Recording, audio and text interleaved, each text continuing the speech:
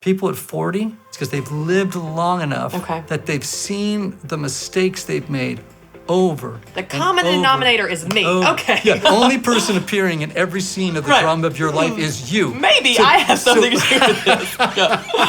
That's good.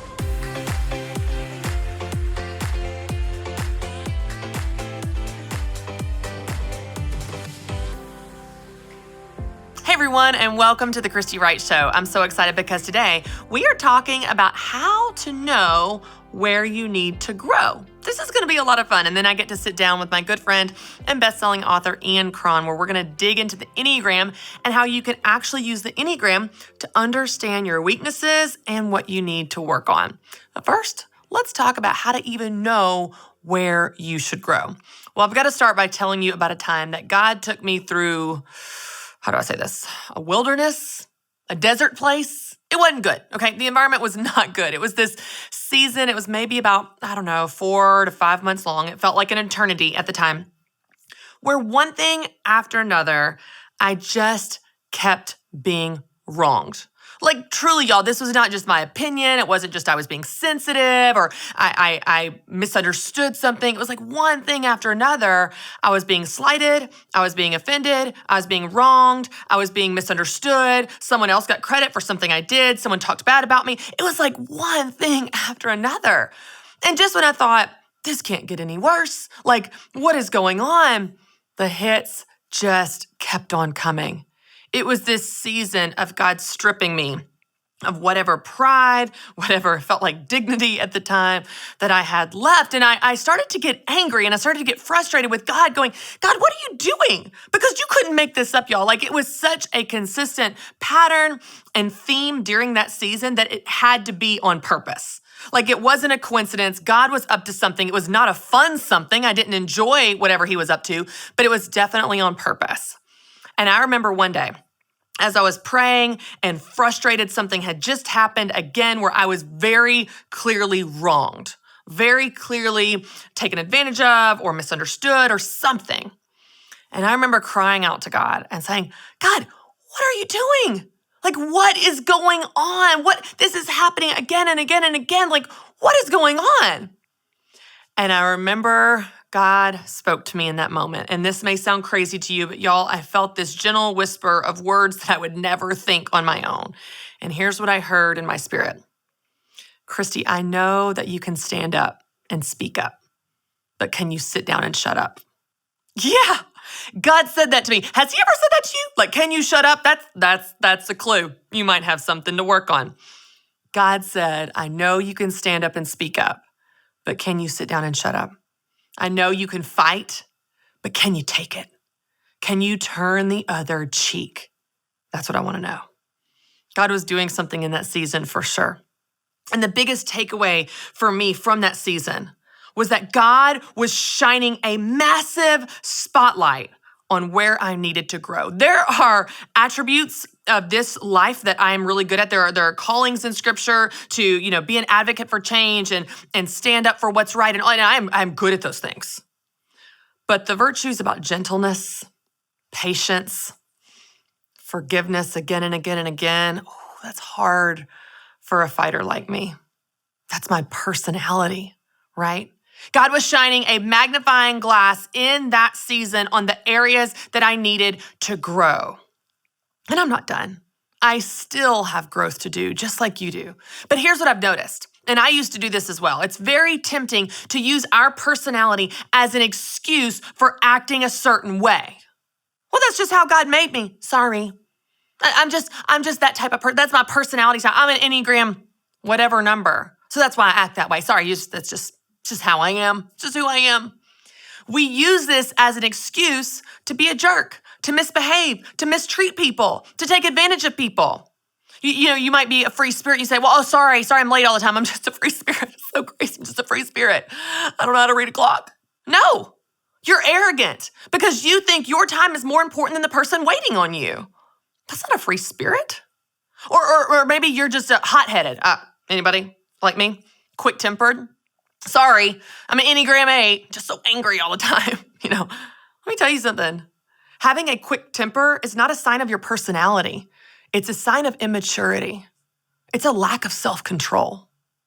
Ouch, does that hurt? It hurts me, but that's the truth. Or maybe you think, oh, I'm just such a giver. I just say yes to everybody all the time. I'm just such a giver. I can't help it. It's my personality. I'm such a giver. But what you do is you say yes to 5,000 things and you only show up for a couple of them. Your word doesn't mean anything. You're dishonest. You're not just a giver, you're dishonest because your yes doesn't mean yes and your no doesn't mean no and your word doesn't mean anything. That's not your personality. That's a deficiency. And you have them and I have them.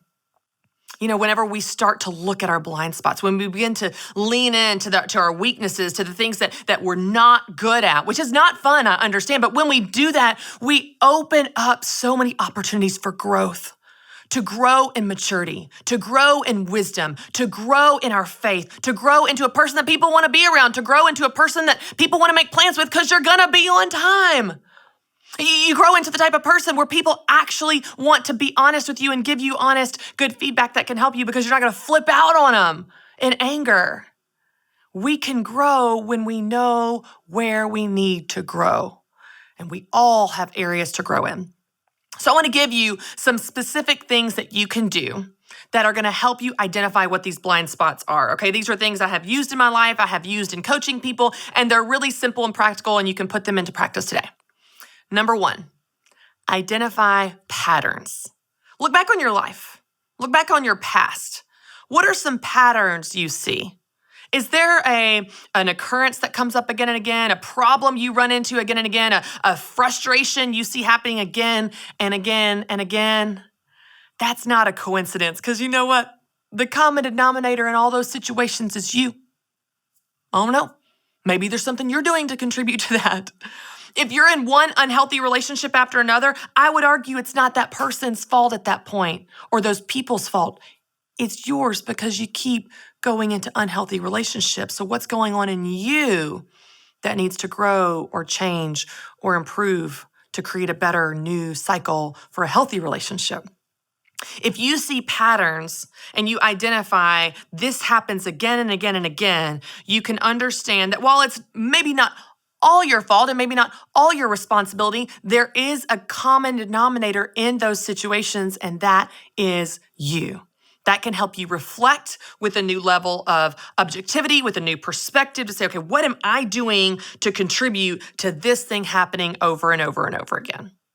That's the first tip to help you identify your blind spots, to identify patterns. The second thing that I want you to do is think about things that offend you. Now, I know this sounds silly, but when you begin to look at things that offend you, things that get you riled up, things that are trigger points for you or hot button issues, we all have them. When you begin to look at that, it actually gives you insight into you. What's going on in you that's such a big deal? What's going on in you that this thing that doesn't seem to bother anyone else really bothers you? Is there a fear there? Is there something going on below the surface? Is that something from your past? Is that a wound? Is that something in you? Because often it is. Typically our anger or things that offend us actually give us insight into who we are and areas we need to grow. Fears we need to deal with, issues, baggage we need to deal with. It comes out as being offended at this thing, and we think the object of our anger is the problem. It might be. There might be layers that we need to dig into and we can dig into in order to grow. And the third thing that you can do to identify your blind spots is the hardest. In fact, when I say this, you're not going to want to do it. Most of you won't. So I've got a challenge for you. I challenge you to commit to following this last tip before I tell you what it is. Can you do that? Come on, I like to get a commitment before I tell you because then, you're more likely to follow through. Here's your third tip. Ask for feedback. Oh, it's so hard, y'all. It's so hard to ask other people, how am I doing? Hey, where's an area that I can grow? What's a blind spot that I have that I'm not aware of? Ask your spouse, hey, how can I be a better wife or husband to you? Ask your kids. Hey, how can I be a better mom? You might not like the answer. They might have some crazy ideas. So just take that for what it's worth. Ask your leader. Ask your team. Hey, how can I do better? Many people have noticed that the Ramsey personalities have been present on the Dave Ramsey Show much more recently. We're always on there every single week, kind of trading places, each of us are, to co-host with Dave Ramsey. And it's so difficult to ask him at the end of 3 hours of being on together, hey, how could I have done better? How did I do? What can I work on? Not just, how did I do? Give me compliments. What can I work on? I know I can work on something. I wasn't perfect. I haven't arrived. How can I be better? It is so hard to ask that question. But if you don't ask, you don't know. And if you don't know, you can't grow. So whether you're asking your bosses or your team members or your family or your friends, ask for feedback. Don't just say, how am I doing? Because they may just give you nice compliments. Say, how can I grow? What can I work on? How can I be a better person? And then listen to their advice. If you do these 3 things, you will not only identify your blind spots, but you'll be able to start to work on them, because you can't fix something that you don't know exists. But what's so great is, as you identify this, you really can grow, not only as a person, but grow into the person I believe that you were created to be.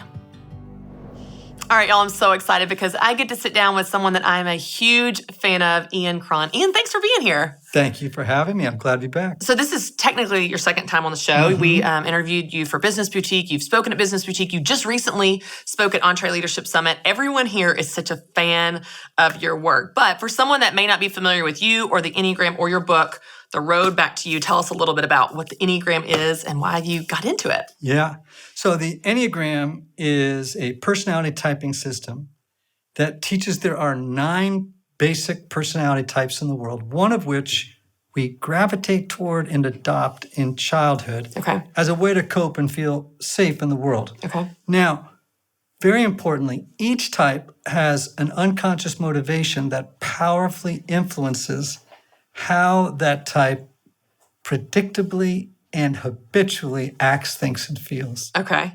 So this is what's so interesting, because I think whenever I read your book, which I read it a while back, what you just mentioned, that motivation, yes, that like underlying motivation, I wouldn't have said I could articulate it. Even being someone that has been in leadership, personality tests, all growing up, college, and so on, I couldn't articulate it the way that you do here. Why do you think that aspect of it makes it so different? Because it feels so different than these other personality tests. Oh man, I'm so glad you asked that question. We have an expression among Enneagram teachers. It's not what you do that matters. It's why you do it. Okay? Most psychological or personality typing systems are called trait systems. So they're just going to tell you what you do. Right. But that doesn't help you as much as if you know why you do it. Because once you know why you do it, you can begin to unwind some of the unhelpful aspects of your personality. You can begin to say, okay, this is where these behaviors are emanating from. And then make some changes. Okay, so I want to actually spend most of our time today on that. But before we do, I want people to have at least a basic knowledge of the 9 numbers. Could you give us like a snapshot, like 1 or 2 sentences of like, a 1 is this, just so people have a context. Are you ready? I'm ready. Rapid fire. Let's do it. Let's do it. Here we go. All right. 1s are called the improvers. They have an unconscious motivation to perfect themselves, others, and the world, and everything they do. The perfectionist type. The perfectionist type, but I like to call them the improvers. The improvers, That's more positive. It's a little bit more positive, 2s are called the helpers. They have a compulsive need to be needed, loved, and appreciated. I know 1 or 2 twos. We all do, right? 3s are called the performers. They have a need to succeed, to appear successful, and to avoid failure at all costs. 4s are called the individualists. They have a need to be special and unique in order to compensate for what they perceive is something lacking in their essential makeup. 5s are called the investigators, sometimes the observers, right? This is my husband, Matt. I've gotten very familiar with the 5s. Right? So they have a compulsive need to gather information and knowledge. They really want to understand everything, how it works. Preach, Ian, And in many ways, it's a strategy to fend off feelings of inadequacy and being overwhelmed by a world that feels like it asks more than it gives. right? Yep. 6s are called the loyalists, one of my favorite numbers. They have a need to feel safe, secure, and supported in a world that feels chaotic and unpredictable to them. Okay. 7s, the enthusiasts, the joy bombs of the The Enneagram. partiers. Yeah. They have an unconscious motivation that is a strategy to avoid feeling psychological and emotionally distressing feelings and thoughts. Okay. 8s are called the challengers. Yeah. 8s are called the challengers. Ooh, an 8-5 combination. I know. It's interesting. Oh my God. So 8s are called the challengers. They have an unconscious need to assert strength and control over the environment and others in order to mask feelings of weakness and vulnerability. And then finally, the 9s, married to a 9, proud father of a 9, are called the peacemakers. They have a need to avoid conflict, maintain connection with others, and to preserve a sense of inner peace and tranquility both inside and outside of themselves. Wow. Hey, well done. That was Thank you impressive. very That was much. impressive. Hey, that you could so concisely capture that, and it's so interesting too because in the book you really unpack this in such depth. I remember reading the chapter on 8s, and before reading your book, I was like, "Am I an 8? I really identify with the 3s, like that go-getter, achiever type." But there was a couple lines in the chapter on 8 where it felt like I felt exposed. I felt like you saw me in a way that I didn't even see myself, to be able to describe this internal motivation. And I remember reading a couple different parts and tears are streaming down my face at feeling so understood. But what's interesting, and you and I have talked about this before, Ian, with the Enneagram, especially in relation to other personality tests. You read other personality test results, and like you said, they tell you what you do. Right. And you're like, yeah, check. That is what I do. That is accurate. I pretty much knew that. But it also focuses on your strengths. You're like, I'm so good at so many things. Like it just tells you all the things you're good at. In the Enneagram, you read it and you're kind of like, oh, I feel exposed. I feel seen. And one of the things you unpack in your book is this idea of an unhealthy side and a healthy side, or a healthy version and unhealthy of each number. Yes. We all have this dark side. 8s, for example, in anger, there's such positive ways that 8s can channel that and for justice and for good and making a difference and bucking the system.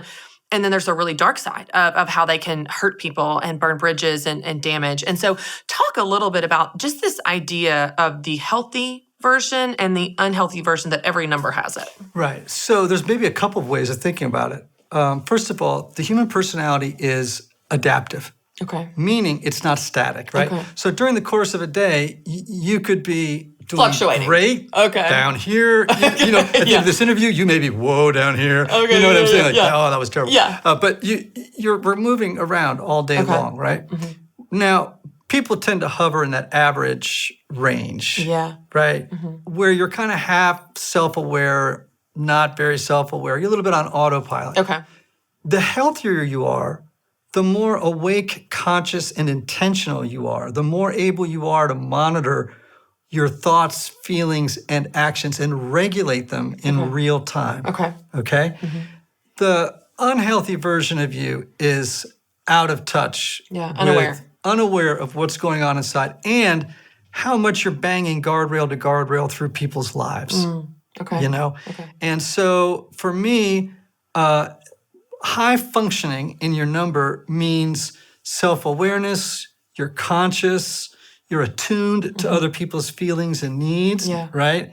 And you're just alert to the world that's around you versus kind of that automaton thing that we can fall into behavior-wise. Yeah, and I think that can be hard to learn about, to even open your mind to we talk about identifying blind spots. We all have them. We all have the blind spots.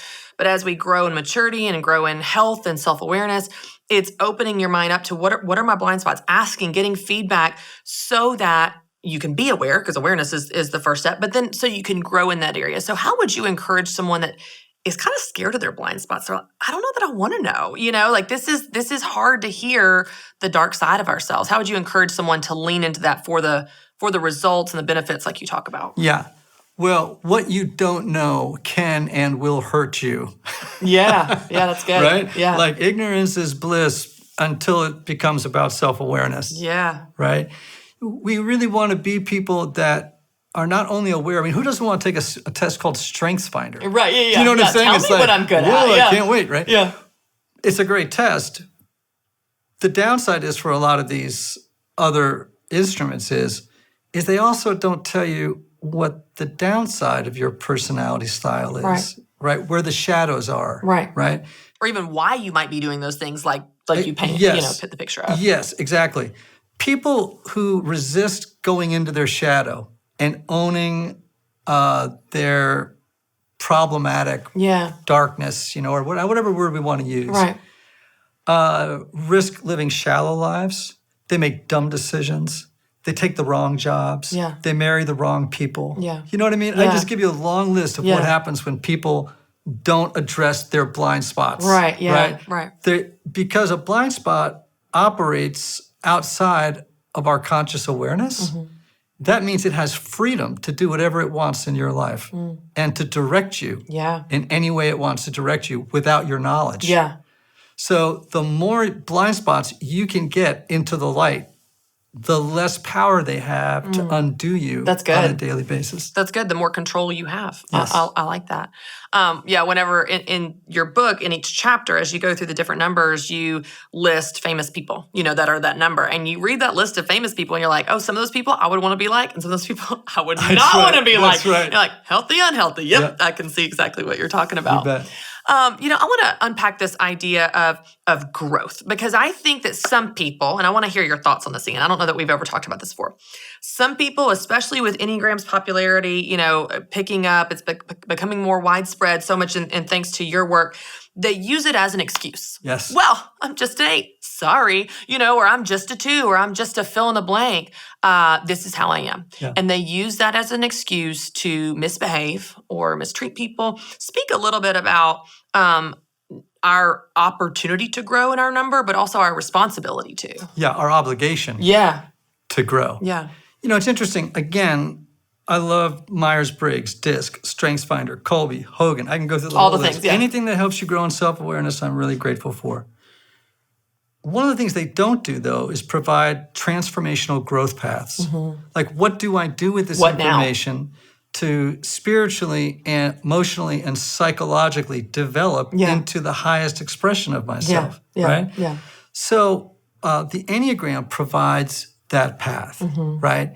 There's a lot of wisdom in it, right? So for you as an 8, for example, right away I would say part of your journey in terms of transformation is to stop confusing vulnerability with weakness. I might tell you to go home on a 3x5 card and write, when I am weak, then I am strong. And put it on your bathroom mirror. Yeah. It's funny you even bringing that up, the idea of vulnerability, because it's like my worst fear. It's like being I love what you wrote in your book. 8s don't need to be in control, but they don't want to be controlled. Exactly. So I was talking just this weekend, some friends and I were together. There's a perfect example of what you're saying. And we were talking about, my husband and I have been married 8 years, and we dated for about a year before we got engaged. That year was very hard for me because we were very serious early on. We knew we wanted to get married, but Matt wanted to date a year. He's a 5. He's like, he has certain, plans and everything.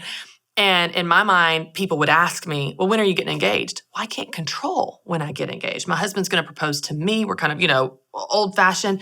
And so it felt so vulnerable. That year felt so vulnerable waiting on someone to propose. It was very hard. Yes. It was very hard to sit in this place of something I desired, Matt, marriage, that I could not control. That's just a perfect, I was just talking about this weekend. I was like, it's painful, but for all of it, regardless of your number, there are going to be things that for you are painful or difficult that stretch you, but that's where you grow. That's what you're saying, right?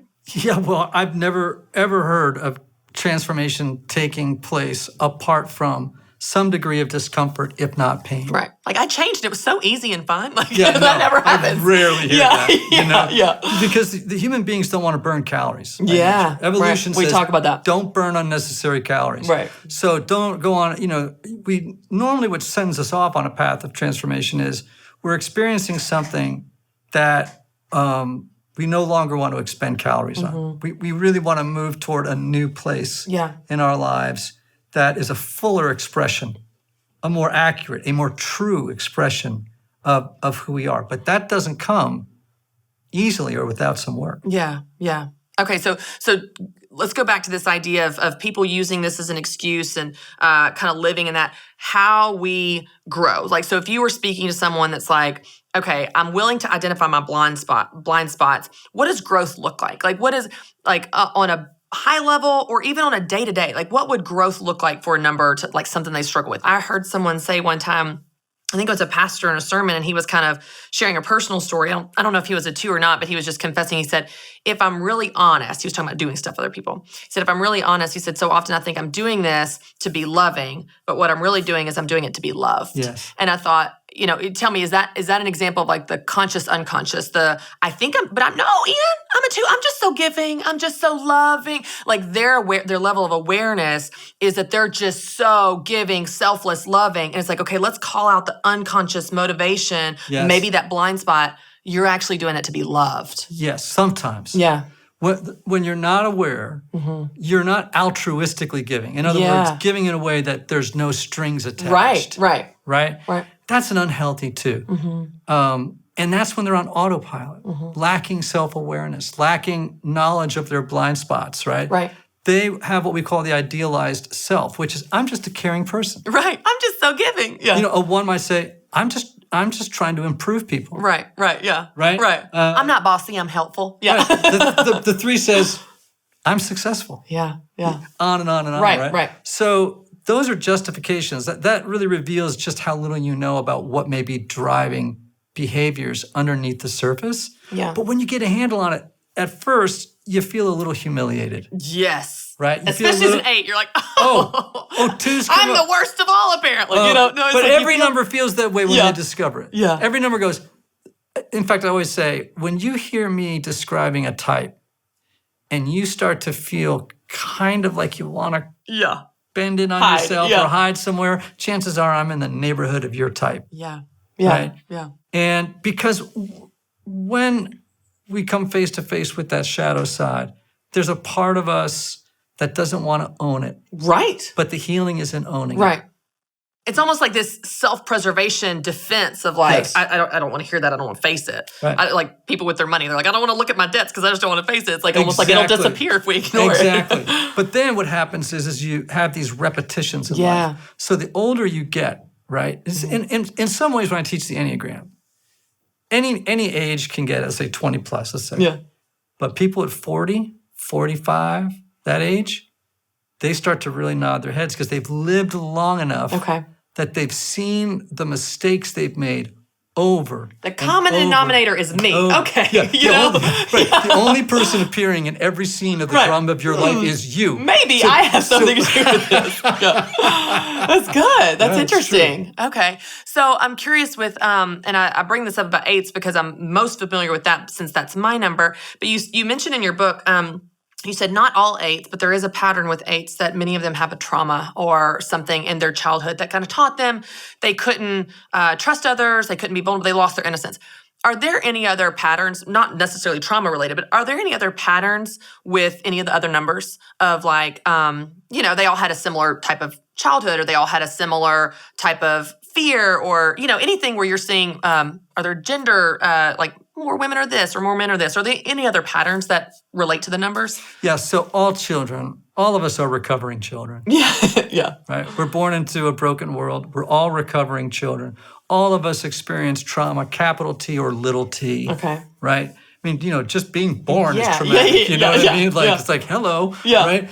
And so, there are patterns because children all experience one of 3 or a combination of 3 things. Okay. Abandonment, neglect, or what's called overwhelmment. Just being overwhelmed. Okay. So your husband's a 5. Yep. Probably experienced some degree of overwhelmment, which then drove him way up into his mind, to a very safe place in the mind, right? Yeah. And so we adapt strategies to cope with those experiences, right? So I think although everybody's story is unique, there are patterns that we see in each of the types. For example, a 1 improver often comes from a family where maybe there was not a responsible parent and they had to step in and be the organized, disciplined, Okay. Yeah. conscientious, hyper-responsible And you can connect those one. dots and see how that came to life, in their Right. personality. Or they grew up with a parent that was a perfectionist and communicated to them that unless they learned that.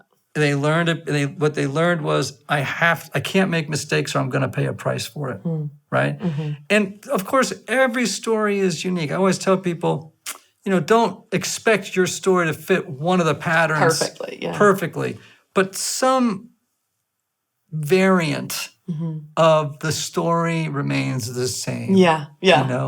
We all experience trauma and in different ways. But there are these 9 stories that keep coming up over and over and over again in the human population that should tell us something about the nature of who we are and what we've come through. Yeah, it's fascinating, the depth and breadth of it, how different and unique it really is. I have one more question, then I want to talk about your assessment. I've heard a lot of people say, in talking about the Enneagram, because anybody that's into it is so into it, and they're into it because they talk about it, because they're so excited about it, which is it just shows what a nerve it's hitting in people. But I'll hear people say a lot of times, I don't know if I'm this or this. It's like there's 2 that they identify with. Yep. I remember you did a podcast, I think, with Jen Hatmaker, and y'all went back and forth on 3 or 8, and you're like, I'm reading some headlines. She's like, no, I'm at 3. And so, but I think there's a lot of people that there might be a couple that they kind of feel in limbo. Do you have any kind of advice for like how to, a question or a litmus test of how to discern what is the main one, if there is one, or what that looks like? So it's very important for people to know you contain all 9 types. Okay, that's good. You are all 9 types.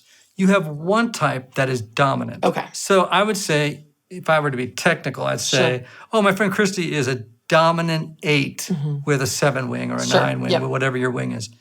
So it just means it's your default. Yeah. It's like that's where you click in. Lean the most. Right? Most often. All right? That's why it's so important to know the unconscious motivations. If you're confused between here's a very, if not the most common misidentification, 9s and 2s. Oh, okay. Okay? Well, the unconscious motivation here is a need to be needed, right? Maintain connection, right? Or to be loved and appreciated. This unconscious motivation is to avoid conflict at all costs, maintain connection, internal tranquility. Which one of those unconscious motivations do you most relate to? Okay, the stronger pull for you. Yeah, which one pulls you the closest? Because even though the behaviors above the waterline can look kind of similar, right, the motivations are very, very different. Yeah. It's like you said when we started, it's why you do it. So go find out why you're doing it. Read the unconscious motivations, and that's how you'll nail your type. It's always funny to me, too, because even when you talk about the wings, and you go into this in depth in your book, but it's like you have some numbers that are side by side where someone could have that wing, and it's almost like they seem in competition with each other. A 9 being a peacemaker has an 8 wing that's like loves conflict. We're connecting. Or you have a 5 wing 4 where the 5 is like not as many feelings, and the 4 is like all the feelings. It's just funny how. Or a 3 and a 4. Yeah. Right? You have a 3 that's very image conscious and a 4 that's I'm very unique. Concerned with authenticity. Right. Yeah. Right? So you have these, one of the things that wings do, which are the 2 numbers adjacent to your own, is they're like salt and pepper. They season or flavor your dominant type. Okay. One of those do. Yeah. Okay? And what that does is explain why 2 numbers of the same type can look very different from each other. Prime example, Rachel Cruz's husband, Winston, is a 5 wing 4. My husband, Matt, is a 5 wing 6. Winston is crying at the birth of their children. Matt just doesn't cry. They're so different. Yeah. So different. Yeah. People ask me all the time, how can there only be 9 types in a world of 7 billion people, right? And I say, just think of them like a color spectrum, right? You could have a red, dark, let's say burgundy red over here and a rose colored red over here, and they're in the 5 category. But, they present very differently, right? But they're both red. Yeah. Yeah. They're just different hues and contrasts. Because they can, like Winston and Matt, they connect on so many things. Oh, yeah. But it's just like this one little difference that you notice. Well, Ian, I could talk to you all day about this. It's just fascinating. And your work has helped so many people do exactly what we're saying, which is identify their blind spots, know where to grow, and then know the steps to take to actually grow in those areas. I'd love it before we wrap up if you tell us about your assessment, because you actually have an assessment that people can take and learn what their type is and kind of go from there. Thanks. So I have what I do believe is the most accurate assessment available on the market. It's called the IEQ9. And if people go to my website, Ian Morgan Cron, IANMORGANCRON, I always have to spell it because it's so strange name, .com, they go to the IQ9 tab. And actually, if they put in Christy Wright as a password or a passcode, they're going to get 20% off. Bonus. I didn't even know that. That's awesome. Thank you for that. Okay, cool. So they can go, they can get the assessment, and then they will get a report of what their number is and have a better self-understanding. Oh, yeah. If they get a standard report, it's 22 pages. Oh, wow. And if they get the pro report, it's 44 pages. Oh, my gosh. It's amazing, too, because it is not just a report like any other, like we've been saying, where it's like, oh, well, here's what I'm good at. I already knew that. What's interesting is you have this feeling of maybe momentarily, I feel a little bit exposed, but then it's like, wow, here's where I need to grow. Here's where I can grow. Here's opportunities. And one of the cool things I love about the Enneagram, and certainly your book, which I can't recommend enough, is it also helps you understand others. I remember reading about the 5s, and for the first time in my marriage, I realized that Matt's behavior was not a reflection of me doing or not doing something enough. That's right. It was, this is how he's wired. And I could understand him and empathize with him and relate to him at such a deeper level. So it brings connection and intimacy. And it's just such a great tool. So thank you so much. So IanMorganCron.com, and you can get the assessment. And the book is The Road Back to You, which I can't recommend enough. Ian, thanks for being here. Thank this has been you. great. This was a blast as always. Awesome. All right, y'all, I want to share a verse with you from James. And I love this verse. I have looked to it many times whenever I've gone through difficult seasons, as we've talked about, but I want to share it with you today. This is James 1:2-4. Consider it pure joy, my brothers, whenever you face trials of many kinds, because you know that the testing of your faith develops perseverance. Perseverance must finish its work so that you may be mature and complete, not lacking anything. You know, when I went through that wilderness season or desert or whatever you want to call it, I remember feeling like I was far from God, feeling forgotten by God, feeling like something must be wrong in my life, that I need to fix this problem, instead of understanding that that was actually a really beautiful breeding ground for God to do work in my life.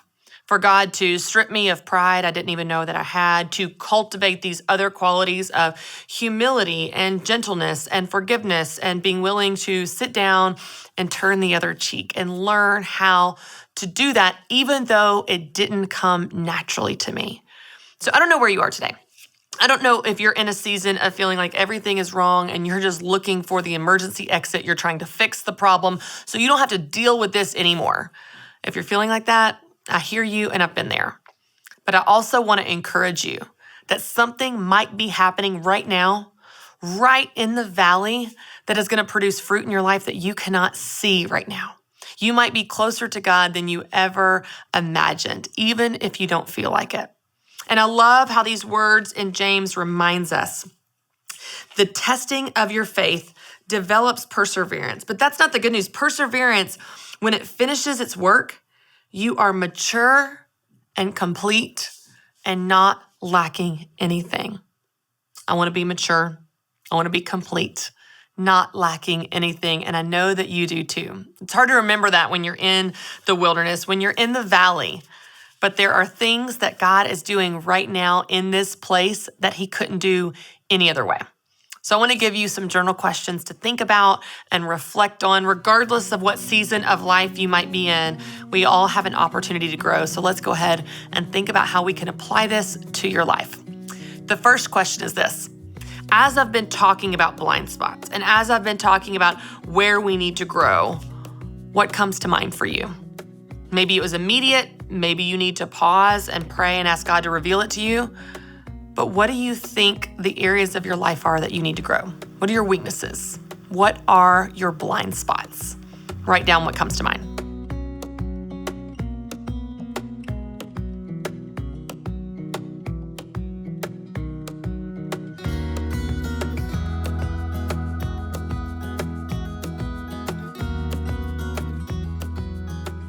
All right, your second question is to reflect on that first one. How does that feel? How does it feel to think about your weaknesses? What naturally comes up in you when you start to lean into and consider the things that you're not good at, the things that you might need to work on? I'll tell you, for me, whenever I think about the areas that I need to grow, I feel embarrassed. And something in me wants to resist it. I don't know if you're like that. When I start to think about it, it's like, I just kind of want to block that out. I don't think about that. That doesn't feel good. It's almost our natural defense mechanism to not consider these areas that we need to grow. So your second question is simply to reflect on how does it feel to think about the areas you need to grow. Write down your answer.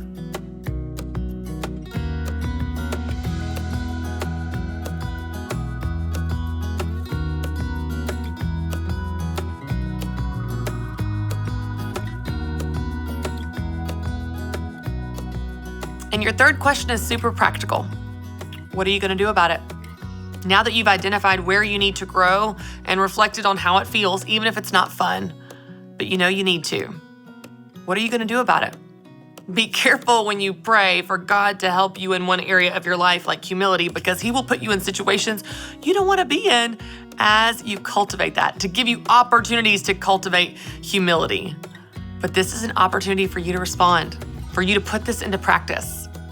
You've thought about where you need to grow. You've identified your blind spots. So what's next?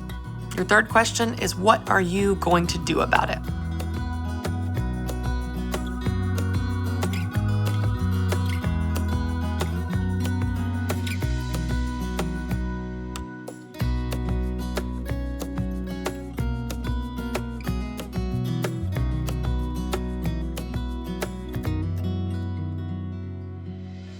All right, I'd love to pray as we wrap up.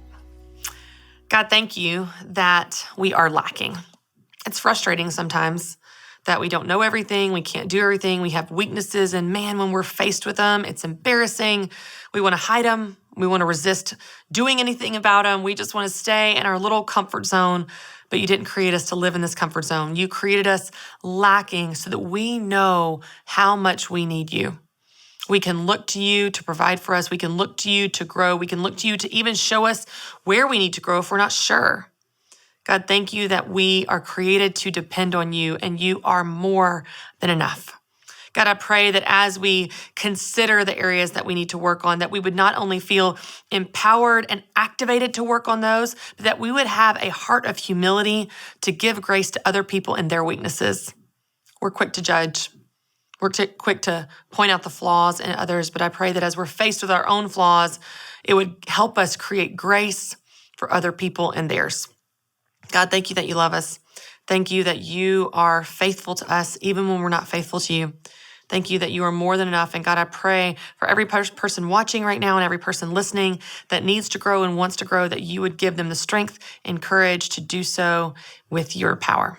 In Jesus' name, amen. Thank you so much for watching, and you can join us next week for another episode of The Christy Wright Show. And as always, for more encouragement on building confidence in yourself and the God that created you, you can visit ChristyWright.com.